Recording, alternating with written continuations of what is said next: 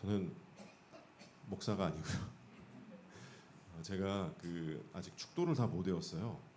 그래가지고 아직 목사 안수를 앞에 너무 헷갈리더라고요. 그래서 아직 못 받았고요. 아, 잘 소개를 해주셨는데 이렇게 초대해 주셔서 감사드리고, 그래서 오늘 축도는 차은일 목사님께서 해주시는 걸로 하겠습니다. 저는 제가 마이크 잡스예요. 어제 이어 오늘도 마이크 잡습니다. 그래서 저는 이렇게 마이크를 잡고 하는 게 좋아서 위가 아니고 이렇게 내려와서 하게 됐습니다. 자, 먼저 세 가지 양해의 말씀을 드릴게요. 아까 제가 목사가 아니고 전도사라는 거 일단 한번 드리고, 제가 감기에 걸렸습니다. 그래서 되게 심하게 기침을 많이 했는데, 예, 제가 최대한 이렇게 하도록 하겠습니다. 마스크를 다 쓰고 할 수는 없고 해서 그렇게 하도록 하겠습니다. 그래서 좋은 목소리, 굉장히 좋은 목소리인데 원래 오늘 별론 것 같아요. 그래서 너무 죄송하고요. 네, 그리고 오늘은 설교라고 하기보단 저의 좀 간증을 나누고자 합니다. 저의 스토리를 들려드릴게요. 그래야만 이 항상 기뻐하라, 쉬지 말고 기도하라, 범사에 감사하라, 이걸 제가 최근에 깨달았거든요. 그래서 나눌 수 있을 것 같습니다. 자, 혹시 이 있으신 분, 제가 양해 말씀을 드렸는데 혹시 그러시면 조심스럽게 밖으로 나가 주시면 되겠습니다. 다 괜찮죠? 여기서 말씀 전해도 되죠? 네, 저는 마이크를 이렇게 잡아야 더 말이 잘 나옵니다. 자, 먼저 10개월 전으로 돌아가야 될 것 같습니다. 제가 정말 심한 우울증에 걸렸어요. 지난 9개월 동안 너무너무 심하게 마음의 병이 걸려버렸습니다.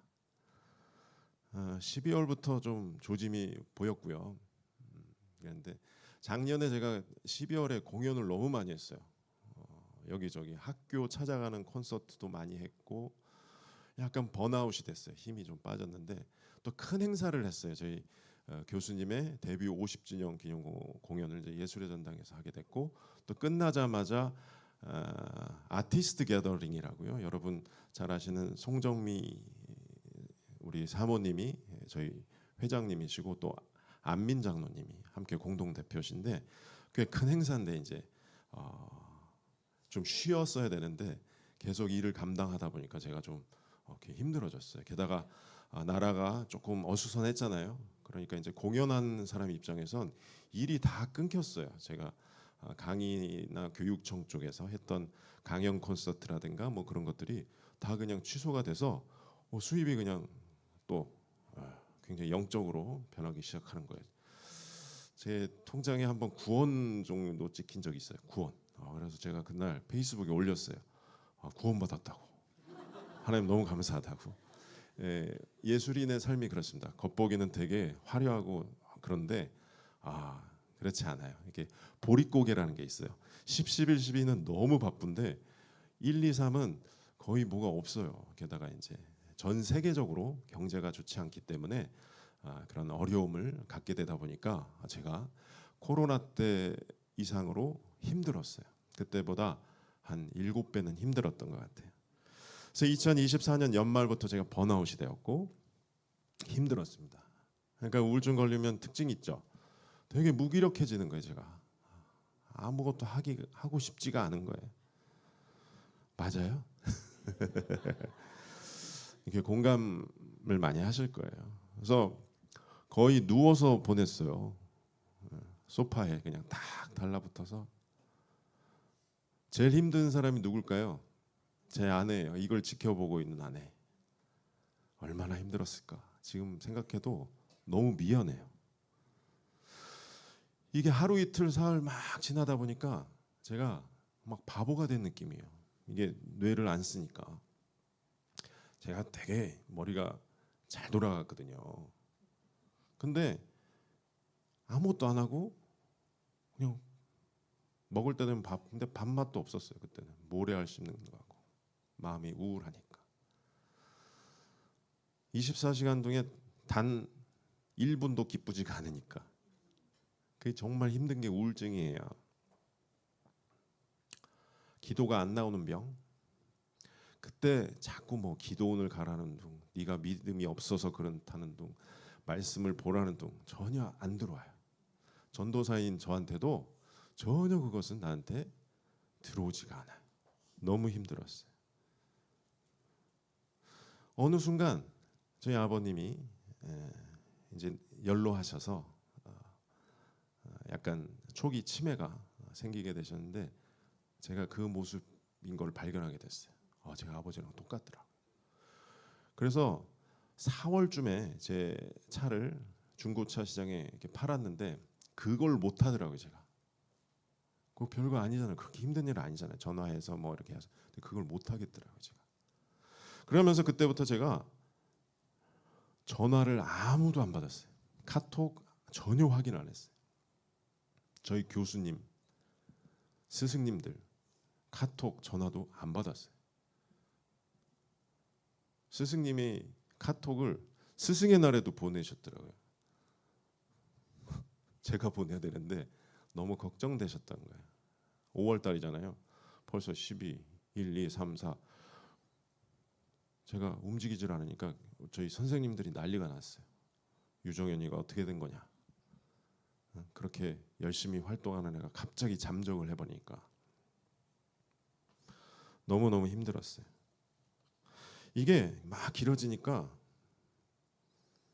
사단이 저를 어떻게 참수하냐면 그때는 이제 막 들어오는 공연들을 그때는 제가 못할 것 같아서 다 캔슬했어요. 되게 좋은 공연들을 제가 제 발로 빵 차버렸어요. 못하겠더라고요. 그냥 아무것도 못하겠더라고요. 아무런 힘도 없고. 그게 막 지나니까 한 6월 달부터 사단이 저의 마음과 생각을 제가 지키지 못하니까 계속 참소하는 거예요. 참소. 너는 이혼당할 거야.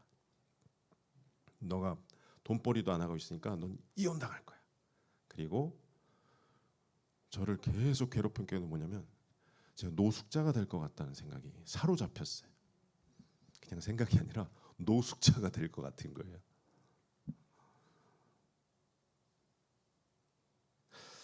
그런데 자, 항상 기뻐하라, 쉬지 말고 기도하라, 범사에 감사하라. 이거를 이제 9개월이 확 지나서 제가 회복되면서 이제 깨닫게 된 건데요. 그런데 하나님이 무엇을 하셨냐면 제가 8월 15일 광복절 그때쯤부터 좋아지기 시작했어요. 3월부터 제가 우울증 약을 먹었어요. 여러분, 제가 기도 전혀 안 했습니다. 9개월간 기도가 안 나오는 병이었기 때문에 기도 안 했고 하나님의 말씀 전혀 듣지 않았고요. 설교를 들으면 자꾸 정죄하는 것 같아. 지옥 갈 것 같은 거예요, 제가. 그러니까 우울증이 그렇게 무서운 병이에요. 그러니까 크리스찬이 왜 스스로 목숨을 끊냐면 지금이 지옥 같아서 그냥 목숨 끊어도 상관없다라는 그런 결론에 이르게 돼요. 사탄이 그렇게 괴롭히는 거예요. 그래서 목숨을 끊게 되는 것 같아요. 8월 15일쯤에 제가 기도를 많이 한다거나 제가 말씀을 가지고 일어선 게 아니에요. 물론 제 주변에 많은 지인들이 저를 위해서 많이 기도했을 거예요. 정말 많이 기도했을 거예요. 그 기도의 힘이었을 거예요. 그죠? 제 대학교 친구인 우리 이후석 장로님의 기도가 분명히 컸을 거예요. 이후석 장로님 제가 너무 감사한 게 기도뿐만 아니라 늘 제가 형편이 어려울 때 이렇게 딱 도와주고 무이자로 도와주고 저는 2달 석 달 안에 딱 갚고 저에게 은행과 같은 존재세요. 너무 좋아요. 카드 밀리고 그럴 때 하면 친구니까 당연해요. 너무나 마음 편하게 잘 빌려주는 아주 좋은 장로님이신 것 같아요. 자, 8월 15일 그때부터 약이 잘 맞네 라는 생각이 든 거예요. 우울증 약이 잘 맞네.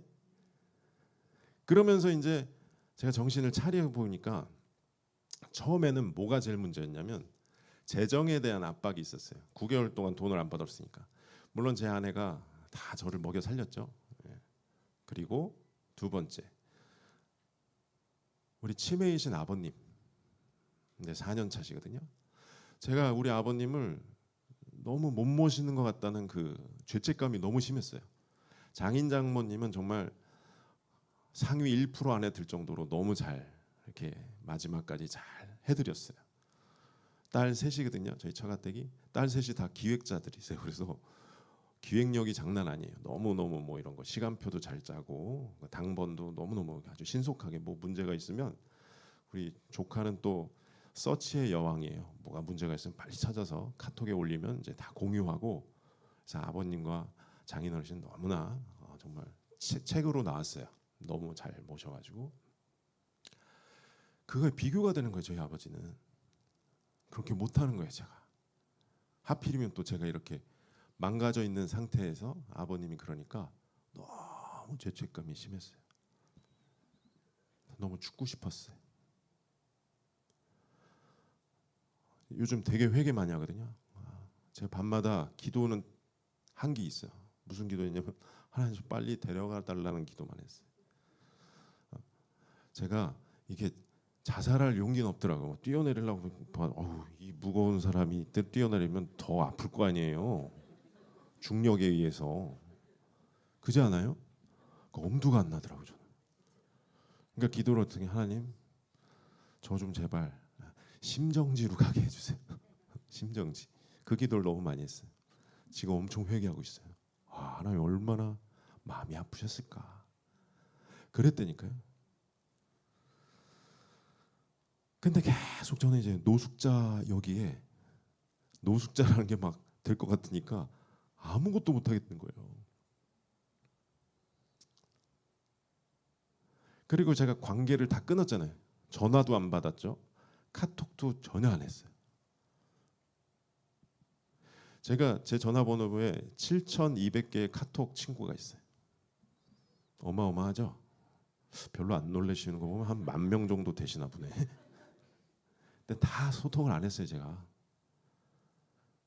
근데 제가 이제 좀 좋아지니까 순서가 바뀐 거예요. 제일 심각한 게 소통 안 했던 거. 야, 이거 어떻게 하지? 누구부터 해야 되지? 이거 어떻게 해야 되지? 그 다음에 아버지 잘 못 모신 거. 재정은 3위로 떨어지더라고요. 다시 일하면 되니까. 별로 그거는 재정이라는 건 있다가도 없는 거고 없다가도 있는 거. 이거는 하나님이 하실 일이다라는 해서 뭐 그래서 이제 작심을 하고 카톡을 하도 제가 확인 안 했잖아요. 한 몇만 개가 안 된 거예요. 9개월 동안 안 했으니까. 그러니까 이제 똑같이 죄송합니다. 그동안 제가 이러이러한 어려움이 있어서 답을 해드리지 못했고 소통하지 못했습니다. 이제 조금씩 좋아지려고 합니다. 앞으로는 제가 다시 용기를 내서 하겠습니다. 이거를 복사해가지고 갖다 붙이기 시작했어요. 쭉. 그 다음에 버전을 2개로 하죠. 저보다 위이신 분은 존댓말 버전, 그다음에 저보다 아래인 후배들이나 친구들은 이제 일반 버전, 그러니까 제 친구 말 버전으로 해서 막 돌렸어요. 근데 어느 날 그 독일에서 프랑크푸르트에 있는 제 서울예고 동기가 있어요. 첼리스트인데 이 첼리스트 친구가 제가 카톡을 보니까 3월 달부터 얘가 걱정이 되는 거예요. 자꾸 페이스북에서도 안 나타나지. 우리 힘내어 워십 제가 매주 설교를 했던 설교 영상이 한 90개 정도 되거든요.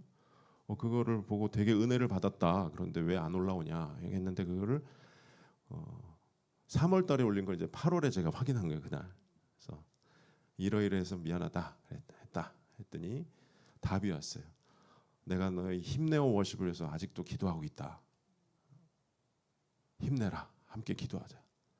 그게 일요일이었습니다. 8월 17일인가 그랬을 거예요. 그래서 답장을 했죠. 그래 미안하다. 미안하다가 아니지만 아무튼 다시 예배부터 회복하겠다. 그래서 힘내어 워십이 그 다음 월요일이었어요. 그때는 8월까지는. 그래서 다음날 간 거예요. 힘내어 워십에. 월요일 날 2시간씩 찬양 예배를 드리거든요. 2시간 내내 찬양을 끊지 않고 제가 중간에 나와서 한 15분 정도 메시지를 전하거든요. 그게 우리 예배예요. 힘내어 워십이라는 것은. 그래서 갔어요. 그 다음 날 용기 내서 거의 9개월 만에 나타난 거예요. 다들 난리가 났죠. 그 리더십과 힘내어 워십 팀한테도 제가 전화를 안 받았으니까. 그 얼마나 심각했겠어요, 제가. 아니, 노숙자가 될지도 모르는데 제가 뭘 하겠어요. 근데 너무 은혜를 받은 거예요, 그날. 은혜를 받아서 제가 인스타그램이라고 있는데 거기다 사진을 올렸는데요. 저는 페이스북은 다시 못할 것 같았어요. 용기가 안 나서. 되게 자동으로 연동돼서 올라갔더라고요. 나도 모르게. 어쩔 수 없이 페이스북도 다시 하게 됐어요. 그것 때문에. 그러면서 하나님이 하나하나씩 저를 제자리로 하나하나씩 회복시켜 주시는 거예요. 놀랍게 회복시켜 주시더라고요. 저는 이번에는 정말 회복이 안 될 줄 알았고, 회복이 돼도 되게 좀 기능이 많이 상실된 상태로 그럴 것만 같았어요. 그런데 놀랍게 하나님께서 역사해 주셨어요. 그런데 저를 괴롭혔던 이 노숙자에 대한 그 공포감을 하나님이 해결해 주셨습니다. 요한복음 21장 15절에서 18절 말씀인데요. 이게 뭐냐면 예수님께서 아마 부활하시고 세 번째 나타나셨나? 틀리면 잡아주세요. 말씀을 제가 읽을게요. 그들이 조반 먹은 후에 예수께서 시몬 베드로에게 이르시되 요한의 아들 시몬아 내가 이 사람들보다 나를 더 사랑하느냐 하시니 이르되 주님 그러하나이다. 내가 주님을 사랑하는 줄 주님께서 아시나이다. 이르시되 내 어린 양을 먹이라 하시고 또 두 번째 이르시되 요한의 아들 시몬아 내가 나를 사랑하느냐 하시니 이르되 주님 그러하나이다. 내가 주님을 사랑하는 줄 주님께서 아시나이다. 이르시되 내 양을 치라 하시고 세 번째 이르시되 요한의 아들 시몬아 내가 나를 사랑하느냐 하시니 주께서 세 번째 내가 나를 사랑하느냐 하심으로 베드로가 근심하여 이르되 주님 모든 것을 아시오매 내가 주님을 사랑하는 줄을 주님께서 아시나이다. 예수께서 이르시되 내 양을 먹이라. 너무나 잘 아는 이야기지요. 베드로가 몇 번 부인했죠, 예수님을? 3번 부인해서 예수님이 숯불에 직접 예수님이 셰프셨어요, 그죠? 요리도 잘하셨어. 직접 이렇게 먹이면서 내가 나를 사랑하느냐 3번 묻습니다. 왜? 3번 부인한 것을 예수님도 알고 계셨기 때문에 터치하신 거예요. 마음을 이렇게 꼭 안아주듯이 그렇게 아우르신 거예요. 근데 놀랍게도 저도 3번 그 노숙자에 대한 공포를 3번의 사인을 주신 거예요. 그래서 저를 완전히 벗어나게 하셨어요. 제가 8월 15일 이후로 그리고 8월 18일 날 힘내어 워십을 예배를 다시 시작했고 이제 주일 예배도 좀 더 적극적으로 이제 예배를 통해 회복시키시니까 하나님이 결국은 예배로 회복시키시더라고요.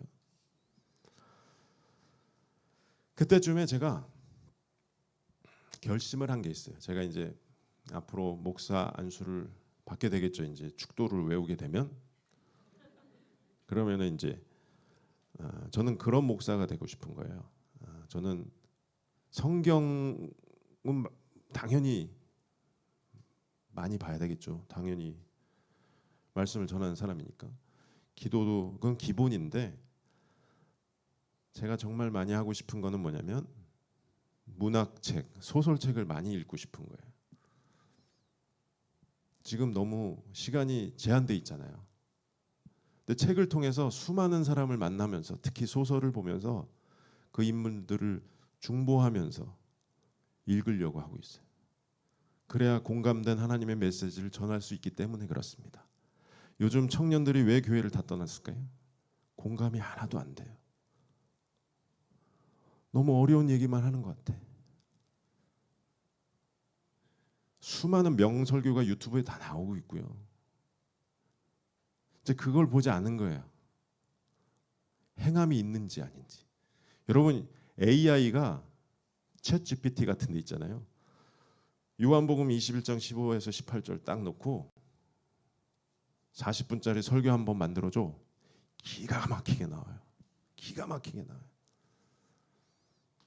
만약에 그것을 읽고 이렇게 말만 했으면 거짓 선지자가 바로 그게 아닌가 싶은 생각이 드는 거예요. 사람들은 봐요. 저 사람이 말씀대로 사는지, 말씀대로 행하고 있는지 아닌지를 나이가 어릴수록 더 놀랍게 파악해요. 그거는 아이들은 이게 더 새 거잖아요. 물건이 뇌도 새 거고 더 발달돼 있어요. 그러니까 대학교 다닐 때 제가 되게 의문스러운 점이 있었는데 목사님 아들 중에 담배 피는 아이들이 더 많았어요. 희한하게.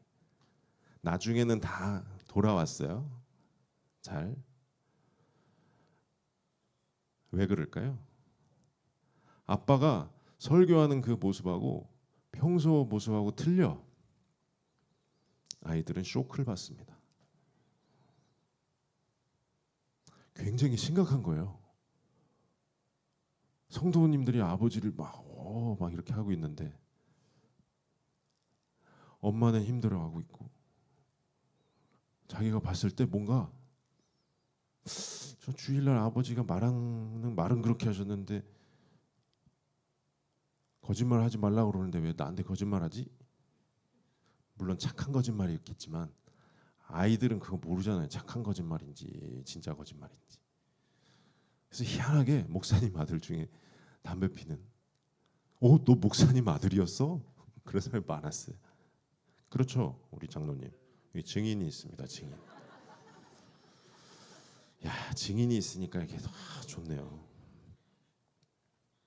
자, 그래서 저는 이제 소설책을 많이 읽고 있어요. 그래야 소통할 수 있거든요. 그래야 아이들의 마음을 잡을 수 있거든요. 요즘은요, 다들 너무 공부들도 많이 하고 이성적으로 되게 높이 있어서요. 옛날처럼 전도하면 절대 교회 안 가요. 다 판단했을 때 너무 이상한 거든. 말도 안 된다고 생각하거든요. 자, 그래서 제가 소설을 딱 어떻게 우연히 보게 됐는데 불편한 편의점이라는 책 혹시 아세요? 불편한 편의점이라는 소설책을 제가 보게 됐습니다. 와, 예수님이 내가 나를 사랑하느냐 베드로한테 했던 첫 번째 질문처럼 책을 펴는 순간 주인공이 노숙자예요. 노숙자가 나와서 이야기를 하는데 이건 누가 봐도 크리스찬이 쓴 거야. 노숙자만큼의 주인공이 바로 권사님이셨어요. 편의점 주인인데 권사님이야. 근데 자기 지갑을 잃어버려서 서울역에서 지갑을 놓고 왔는데 이 노숙자가 그거를 주인을 찾아주려고 전화를 해서 이제 두 분이 만나게 되거든요. 그러면서 이 노숙자를 이 권사님께서 야간 알바로 채용을 합니다. 100만 원을 먼저 성금해서 목욕시키고 깨끗한 옷을 입히고 돈을 벌게 해주는 거예요. 근데 이 다들 처음에 반대하죠. 어떻게 노숙자를, 그것도 말도 어버버하고 막 그러는데 어떻게 하냐고, 냄새도 나고 하는데 손님들 다 도망가겠다고 그러는데 희한하게 이 사람이 할 때 되게 어버버한데 동네에 많은 사람들이 치유가 되기 시작하는 거예요. 그리고 뭘 빨리 습득해서 외워요. 그러니까 알코올성 치매 같은 게 걸린 거거든요. 50대 정도 되는 노숙자 주인공이에요. 저도 50대잖아요. 그런데 정말 힐링이 되는 거예요. 야, 나도 잘하면 만약에 노숙자가 된다 해도 난 편의점에서 알바할 수 있겠네. 이런 희망이 생기더라고요. 정말요. 나중에 알고 보니까 이거 너무 알려드리면 안 되는데 되게 성공했어요. 이 책이. 망원동 브라더스를 쓴 작가예요. 그건 연극으로 나왔거든요. 근데 놀랍게도 이 노숙자는 의사였어요. 그러니까 담배도 다 빨리 외우는 거예요. 그러니까 다들 놀래. 담배가 수십 종이잖아요. 그걸 다 막 빨리 외우니까 신기한 거야. 나중에서 알게 돼요. 그런 스토리인데 전 너무가 치유가 됐고, 게다가 그 소설에 그 소설이 잘 나오기 위해서 또 많은 사전 조사 같은 거 하거든요. 최근에 알았어요. 추석 때 우리 작은 어머니 식사 대접을 했거든요. 제 사촌 동생이 그때 보니까 책 뒤에 유정완이거든요. 이름 있는 거예요. 혹시 얘인가? 그랬더니 알고 봤더니 이 친구 맞더라고요. 그러니까 이 작가의 후배예요. 여기도 이제 국문과 출신이고 출판사 쪽에서 일을 해서 혹시 내 사촌 동생인가 했는데 진짜 맞대요. 그러니까 주말마다 실제로 알바를 한 거예요. 편의점에서. 그러면 구체적으로 어떤 일이 일어나는지 다 알 거 아니에요. 그거를 이제 작가한테 보내서 소설의 퀄리티를 굉장히 사실적으로 높이는 그런 역할을 한 거예요. 제 사촌 동생이. 자, 첫 번째, 저는 이 소설을 통해서 와, 너무너무 힐링이 된 거예요. 희망을 맛보게 된 거예요. 아, 노숙자가 돼도 되겠다. 세상에는 이런 좋은 권사님들이 많을 거야. 여기 많잖아요, 권사님. 그죠? 제가 만약에 혹시 나중에 그 모르잖아요. 제가 또 우리 장로님이 또 돈을 안 빌려줘 가지고 진짜 노숙자가 된다고 치면 잘 기억하셨다가 저 좀 맛있는 거 좀 사주세요. 농담입니다만. 자, 두 번째, 내가 나를 사랑하느냐? 예수님이 물었던 것처럼 두 번째, 최근에 제 스승이 고성현 선생님이신데요. 바리톤 고성현 선생님은 아주 세계적인 바리톤이세요. 그분의 공연을 보러 갔어요. 스승의 날에 전화를 하신 분이 바로 그분이셨고 생일날, 본인 생일날 저한테 카톡 보내신 분이 바로 그분이세요. 너무 걱정이 됐나 봐요, 제가. 근데 이제 고향 아람누리에서 원래는 제가 사회를 봐드려야 되는데 제가 이제 우울증이 심해서 사회를 못 보고 이제 그때는 객석에서 봤죠. 너무 잘하셨어요, 그날. 뭐 세계 최고인 것 같아요. 노래 잘하기로는. 성악가로서 말고 노래를 너무 잘하세요. 이제 정년 퇴임을 1년 앞두고 계신데 노래를 젊었을 때보다 더 잘하시는 거예요. 근데 뒤풀이라는 걸 해요. 음악회를 끝나면 뒤풀이를 갔어요. 저 일산에 있는 카페 경성 레코드 아지트 카페라는 데가 있어요. 거기 주인이 손덕기 예술 감독님이시라고요. 이분이 170 몇 회 그 카페에서 콘서트를 해요. 하우스 콘서트를. 근데 이분이 저를 10년 전부터 저를 지켜봤대요. 자기가 하고 싶은 일을 이미 하고 있는 사람으로. 제가 노숙자들을 위한 콘서트도 하고 학교 찾아가는 아이들을 위한 콘서트도 하고 재래시장 상인들을 위한 콘서트도 하고 회사에 들어가서 회사 직장인들을 위한 콘서트도 하고 교회에서도 집회도 하고 이게 자기가 하고 싶은 건데 진짜 실행하는 사람이라고 해서 저를 되게 만나고 싶어 했대요. 그래서 만났어요, 그날 그 뒤풀이 장소에서. 그래서 막 친해지고 며칠 후에 따로 그 카페에서 저를 만나게 했어요. 왜냐하면 이제 그 일산인데요. 한 달에 한 번씩 제 이름을 걸고 공연을 하기로 했어요. 그래서 11월 12일 날 첫 공연을 하게 돼요. 그런데 이분과 이제 대화를 나눠봤어요. 이분의 스토리가 저를 회복시켰어요. 이분은 한국일보 기자셨고 요미우리 신문의 기자로 일본에서 활동을 했어요. 사진가로서 돈을 많이 벌었고요. 이분은 또 대한민국 최초로 일본 프로야구 에이전시로 일을 했어요. 선동열 아시죠? 조성민도 아시죠? 일본에 진출하게 한 장본인이세요. 그리고 일본의 한류를 일으킨 가장 처음에 사람이 바로 이 손덕기 예술 감독님이세요. 43살 때 100억을 갖고 있었대요. 근데 43살에 또 채찍근한테 사기를 당해서 40억의 빚을 지게 되신 거예요. 40억. 별로 안 놀라시는 거 보면 자산이 한 2조 되시나 봐요. 예? 그래서 얘기하면서 자기가 40억 빚을 지니까 노숙자가 됐다는 거예요. 5년간 서울역에서 노숙자를 하셨다는 거예요. 아니 그분이 노숙자가 됐다는데 내가 왜 이렇게 갑자기 기분이 좋아지는지 모르겠어요. 회복이 되는 거예요, 제가. 와, 그때 또 깨달았죠. 노숙자가 만약에 된다 해도 지금 이렇게 재기회를 해서 잘 사시는구나. 나도 혹시 또 그러면 재기할 수 있겠구나. 이분은 그때부터 삶의 목표가 바뀐 거예요. 한 100억 정도 갖고 있던 분이니까 돈이 그렇게 행복을 주는 게 아니라는 것을 깨달았대요. 자기의 인생 목표는 뭐냐? 통장에 평생 빵원 남는 게 영원인 상태를 갖는 게 이 사람의 목표예요. 실제로 보여주셨어요. 영원이에요, 영원. 그러니까 지금은 수입이 있으신데 옛날만큼 그런 부자 같은 돈이 들어온 건 아니지만 이제 먹고 살고 이제 뭐 공연들도 많이 하고 하니까. 그런데 공연을 통해서 얻은 이익에 이번 달 수익을 다 기부를 해요. 그러니까 먹고 살고 이런 거는 지장이 없게끔 하고 그걸 이제 벌써 10년 이상 해오신 거죠. 그리고 이제 40억의 빚을 거의 갚게 되셨다는 거예요. 제가 얼마나 힐링이 됐겠어요. 너무너무 감사하더라고요. 자, 세 번째, 내가 나를 사랑하느냐? 그때는 근심해서 말하잖아요. 주께서 아시나이다.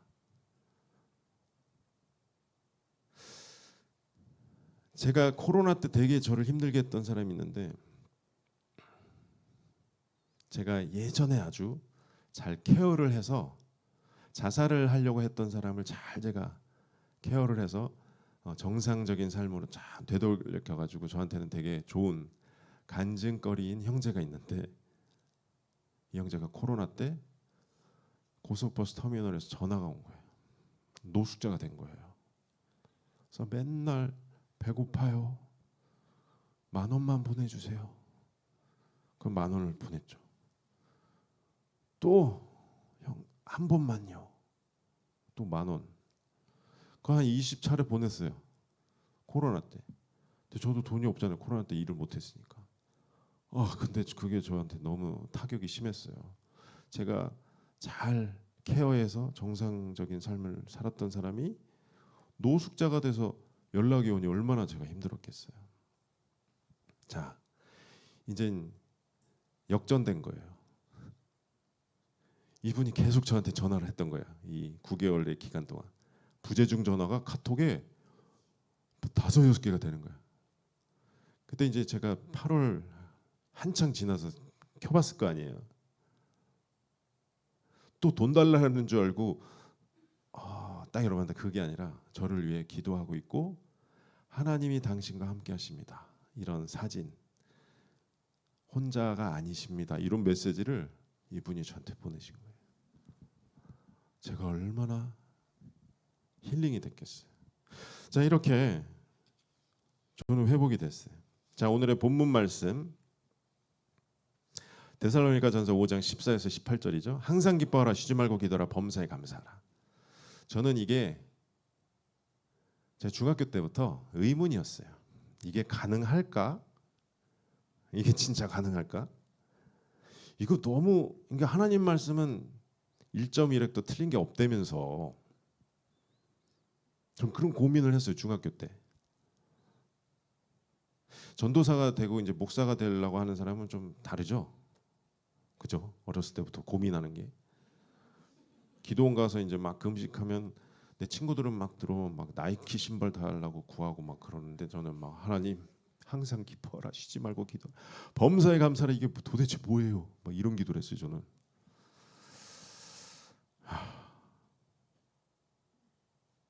제가 대학생 때 실험을 해봤어요. 한번 해보자. 항상 기뻐하라, 쉬지 말고 기도하라. 쉬지 말고 기도하라며요. 그래서 계속 종알 하나님 아버지 지하철 안에서도 뭐 하나님 오늘 근데 3일을 못 가더라고요. 저 자신에 대해 되게 실망했어요. 와, 이거 과연 가능할까? 제가 이번에 깨달았어요. 9개월간 방황의 어둠을 지나서 다시 빛을 보게 하신 하나님께서 제가 전혀 한 번도 생각하지 못했는데 힘내어 워십에서 나눴어요. 보니까 항상 기뻐하라, 쉬지 말고 기도하라, 범사에 감사하라. 그 위에를 봤어요. 또 형제들아, 너희를 따라하겠습니다. 너희를. 자, 노래로 따지면 솔리스트가 아니에요. 너희 찬양대들아 들어라. 복수형인 거예요. 혼자가 아니라 연합된 무리들에 대해서 말씀하시는 거예요. 또 형제들아 너희를 권면하노니 규모 없는 자들을 권계하며 마음이 약한 자들을 붙들어 주며 모든 사람을 대하여 오래 참으라. 삼가 누가 누구에게든지 악으로 악을 갚지 말게 하고 오직 피차 대하든지 모든 사람을 대하든지 항상 선을 쫓으라. 항상 기뻐하라. 쉬지 말고 기도하라. 범사에 감사라. 이는 그리스도 예수 안에서 너를 향하신이 아니고 너희를 향하신 하나님의 뜻이니라. 깨닫게 됐어요. 이거는 공동체만이 할 수 있는 일이구나. 혼자서 절대 안 돼요. 항상 기뻐하라, 쉬지 말고 기도하라, 범사에. 혼자 안 돼요. 절대 할 수 없어요. 예수님 외에는 할 수가 없어요. 예수님조차도 이 잔을 나에게서 벗어나게 해달라고 밤새 피눈물 나도록 기도하셨잖아요. 이건 연합의 놀라운 역사입니다. 그래서 성가대 오늘 헌신 예배 때 이 말씀을 드리고 싶은 거예요. 여러분, 우리 힘내어 워십이 한 3, 40명이 모이거든요.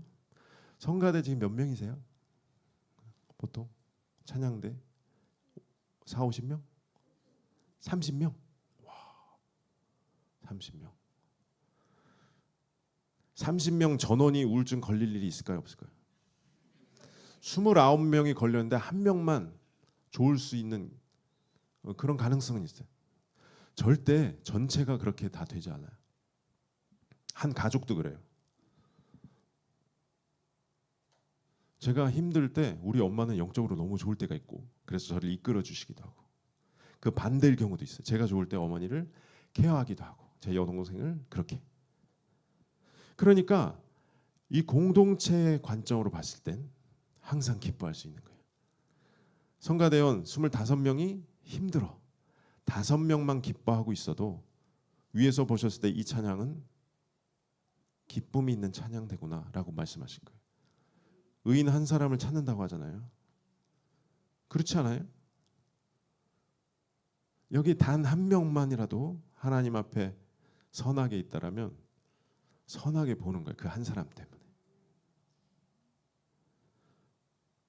말씀을 보니까 너희를, 그러니까 공동체에 대한 말씀입니다. 공동체의 비밀을 제가 대학교 1학년 때 깨달았어요. 믿지 않으시겠지만 저 대학교 1학년 때 정말 날씬하고 잘생겼었어요. 증인이 있습니다. 증인. 맞습니까, 장로님? 그죠? 짜고 치는 거 아니에요. 지금 제가 하나님께 감사하는 게 제가 이번에 9개월 동안 그냥 죽고 싶어서 당뇨랑 혈압약을 안 먹었어요. 그냥 아예. 안 먹으면 도움이 될 것 같아서 심정지 걸리는데 도움이 될 줄 알고 안 먹었어요. 근데 집밥만 먹었잖아요. 우리 와이프가 정말 바쁜 사람이거든요. AI 쪽 지금 선두 주자예요. 그래서 대한민국 AI 어워즈 이번에 1등 했어요. 그래서 1,000만 원도 받고 막. 그러니까 너무 바쁘거든요. AI로 뭐 하려고 하면. 근데 밥을 꼭 챙겨줬어요.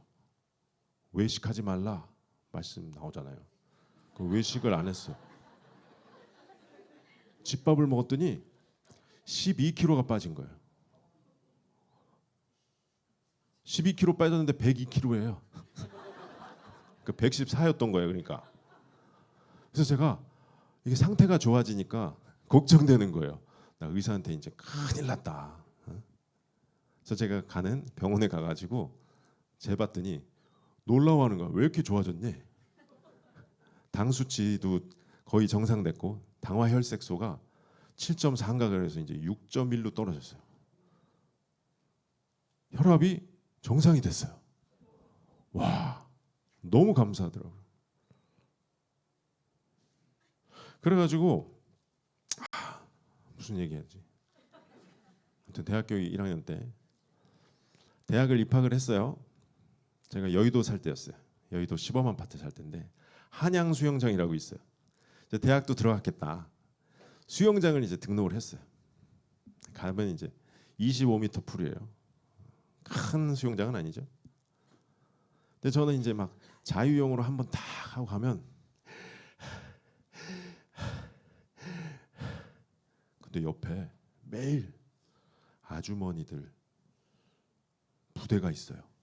7명이 쉬지 않고 하는 거예요. 쉬지 않고. 세봤어. 80번. 2kg에 2kg.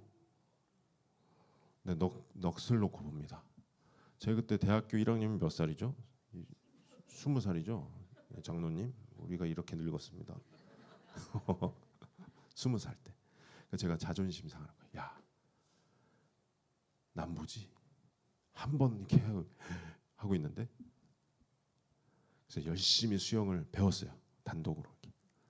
3개월이 지났습니다. 저도 이제 하는 거예요.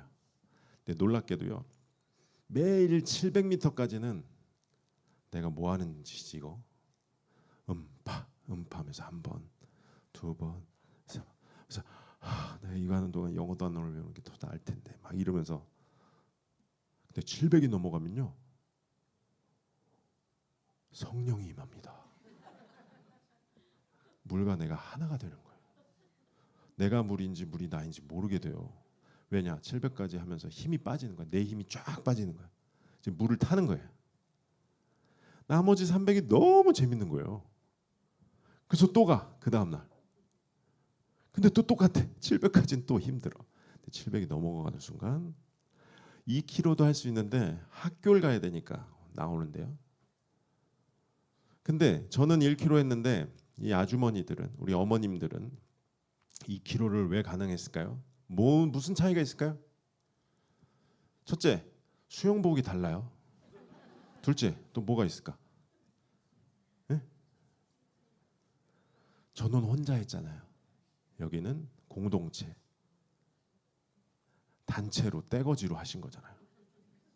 그러니까 서로가 서로를 격려하는 거예요. 이 물속에서도. 누가 느린 것 같으면 살짝 늦춰주고, 그러면 미안해서 또 막 쫓아가고. 혼자 하면 의지가 그렇게 안 생겨요. 같이 하니까 막 힘들어도 이렇게 하면서 하는 거지. 그럼 누가 제일 중요해요? 이렇게 단체로 할 때는 맨 앞에 선 사람. 옆에서 애가 튀어나올지도 모르고. 이분은 제일 힘들죠. 물의 저항력을 그대로 타고 가니까. 두 번째, 세 번째는 쉬워요. 그 물길 따라가니까. 수영 좀 하시는 분들 아마 아실 거예요. 그러니까 코이노니아가 너무 중요한 거예요. 교회가 너무 중요한 거예요. 신앙생활은 혼자 하나님과 독대하는 것도 매우 중요하지만, 노래를 솔로로 와 은혜롭게 하는 것도 너무 중요하지만, 성가대원이 하나로 하모니를 이루어서 함께 연합하여 찬양을 할 때 놀라운 일이 벌어집니다. 그래서 찬양대가, 오늘 찬양대 헌신 예배잖아요, 그죠? 헌신을 버리고 새신을 신으시면 됩니다. 새신을 신고 뛰어보자 팔짝. 머리가 하늘까지 닿겠네. 대학교 때 우리 선배님이 이 노래로 발성 연습을 했어요. 새신을 신고 뛰어놀자 팔짝, 머리가 하늘까지 닿겠네. 그거를 한 음씩 올라가면서 하는 형이 있었어요. 누군지 아시죠? 기억 안 나세요? 네, 남윤석 선배님. 네. 여러분, 그래서 우리가 이 교회에 담임 목사님을 위해서 기도를 해야 되는 거야. 중보를 하셔야 되는 거야. 왜냐? 우리의 고민과 고통, 상상할 수 없는 어려움들이 있단 말이에요. 우리가 못 봐서 그렇지. 수영에서 가장 선두주자인 그분을 위해서. 그리고 누가 힘들까요? 맨 마지막에 엄마 역할 하시는 분이. 그렇게 해서 그분들은 80km를 하는 거예요. 80km가 아니라 80번. 2kg, 80kg면 큰일 나죠. 자, 이제 저의 이야기는 마치도록 하겠습니다. 우리 찬양대, 성가대는요 연합의 상징이에요. 옛날에 군대가 몰려왔을 때 음악하는 자들이 막 가장 앞장을 섰어요. 북을 치고 소리를 내며. 요즘 젊은이들 사이에 가장 인기가 많은 게 뭔지 아시죠? 전 세계적으로 K-팝 데몬 헌터스라고 들어보셨어요? 저희 교회 목사님은 이걸로 5주간 설교를 했어요. 정말 영적이고 나니아 연대기를 뛰어넘는 하나님의 메시지를 갖고 있다라는 메시지로 5주간 설교했어요. 배경이 무당이어서 바로 끄신 분들 계시죠? 그런 배경일 뿐이고 그 안에 심겨진 하나님의 영을 노래하는 자들의 그 영을 통해서 회복시키고 새롭게 만드는 그런 내용이에요. 저도 너무 여러 번 봤어요. C.S. 루이스와 같은 그 노래 작곡하고 부른 사람이 아마 신영균 장로님의 손녀인가 그래요. 그래서 신영균 장로님이 하나님의 일을 되게 많이 하셨잖아요. 귀한 일들을. 그 열매를 그 손녀가 맛보는 게 아닌가라는 생각이 들 정도예요. 저도 처음에 막 무슨 무당도 나오고 막 이상해가지고 이거 보면 영적으로 눌릴 것 같은데 전혀 그렇지 않고요. 너무나 귀한 메시지를 담고 있는. 저희 어머님이 데몬 헌터스의 원류셨어요. 저는 여의도 순복음교회 출신인데 저희 어머님은 예전에 혹시 헌신 예배 때 기억나세요? 저희 어머니? 제가 별명이 뭐라고 그랬죠? 순례자. 저는 순례자예요. 저희 어머니 성함이 이 순자 레자세요. 제가 아들이니까 순례자잖아요. 제가 노래하면 순례자의 노래 맞죠? 근데 저희 어머님은 찬양의 은사가 많으셨어요. 어머니는 성령을 세례를 언제 받았냐? 여의도 순복음교회 200명 성가대 퇴장송 들으면서 성령 받았어요. 대살 넘어 험곡에 가도 빛 가운데로 걸어가면 성령 받으셨어요. 그 이후로 아무튼 원래 가수가 꿈이셨기 때문에 찬송가가 너무 좋으신 거야. 그래서 여러분 가정 예배 들 때 몇 곡 부르세요 보통? 두세 곡 부르시죠. 저희는 기본 7곡 뭐 완전 숫자라나 그리고 12곡씩 불렀어요. 그 찬양 집회가 우리 집에서 시작된 것 같아요. 그리고 매달 하루에 한 번 날 잡으세요. 밤 10시에 제가 엄마 무릎에 딱 누워있으면 찬송가 1장부터 만복의 근원 하나님부터 마지막 장까지 판소리 완창하듯이 그 새벽 4시인가 5시에 끝났어요. 중간에 또 필 받으면 또 몇 번 반복하시고. 그러니까 제 어렸을 때 저는 병원 간 일이 별로 없었고요. 저 불주사도 안 맞았어요. 보혈 찬송으로 그냥 다. 데몬 헌터스 원조 맞죠? 엄마 어디 아파 그러면은 아니 오래 나의 죄를 씻기는부터 시작해서 예수의 피밖에 없네. 뭐 막 하면 제가 지쳐가지고 병이 나요 막. 이건 농담이지만 실제로 그랬어요. 우리 어머님이 신앙으로 저를 키우셨는데 남들 다 유치원 다녔거든요. 여의도 사는데 저는 안 보냈어요. 주일 학교면 충분하다는 거예요. 그러니까 철저하게 하나님의 신앙으로 사셨는데 그 당시 이제 어머님이 찬양을 너무 잘하시니까 구역 식구들 자제분들 결혼할 때마다 축가를 부르셨어요. 어머님이 내가 천사의 말한다 해도 그거 아니면 사랑은 언제나 오래 참고 그걸 주로 많이 하셨어요.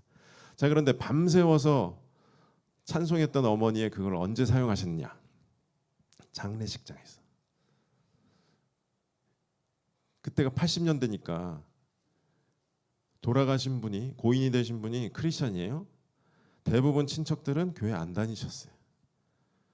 근데 일단 조가를 부르십니다.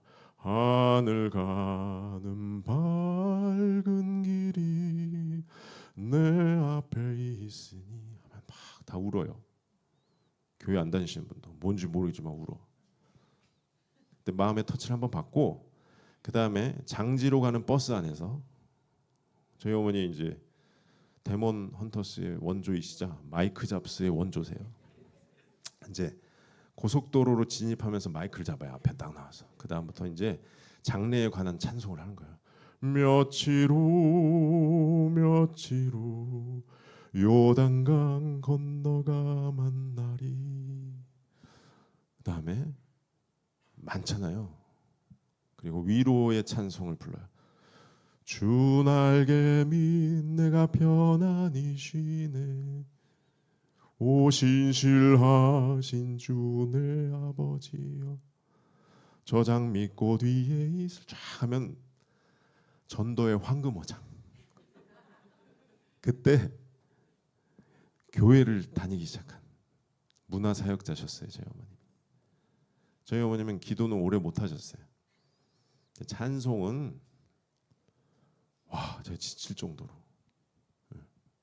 생각해보세요. 밤 10시 시작해서 완창 7번 아멘까지 하면 완창이잖아요. 물론 중간에 모르는 곡 그냥 넘어갔겠지만 새벽 4시 5시까지 그렇게 하셨던 분을 그렇게 사용하셨습니다. 이제 말을 맺도록 하겠습니다. 여러분 이스라엘의 찬송 중에 거하시는 주여 주님은 거룩하시니다 말씀해 주셨어요. 찬송의 위력은 대단합니다. 악한 것들을 물리칠 수 있는 노래를 잘하고라고 얘기한 거 아니에요. 발성이 좋은 거 상관없어요. 하나님의 마음을 하나님의 메시지를. 그런데 성가대는 달라요. 연습하셔야 돼요. 시편에 공교히 찬양하라. 공교히 뜻이 뭘까요? 연습하고 연습해서 정확하게 디테일하게 해서 찬양해라. 뽑히신 분들이잖아요. 내가 성가대 하기로 헌신한 사람들이잖아요. 그죠? 가사를 최소 12번 이상 읽어야 돼요. 딱.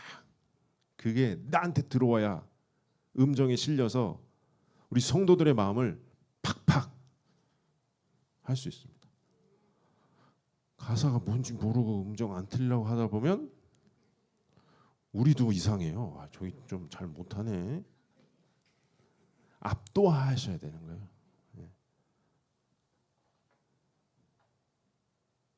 지휘자님을 위해서 기도하셔야 되고 수영으로 따지면 맨 앞에 가시는 분, 반주자님은 맨 뒤에 계신 분, 뒤에서 조절하고 막. 그러니까 여기 지휘자님 누구세요? 반주자님은 누구세요? 많이 보던 분인데. 아 여긴 되게 좋겠다. 이 부부를 위해서 기도하시면 되는구나. 와 여기가 무슨 성가대예요? 할렐루야? 할렐루야요? 자 할렐루야 3창 시작. 와 진짜 잘 따라해 주시네. 나 안 할 줄 알았는데 축복합니다. 네 말씀을 마치도록 하겠습니다. 기도할게요.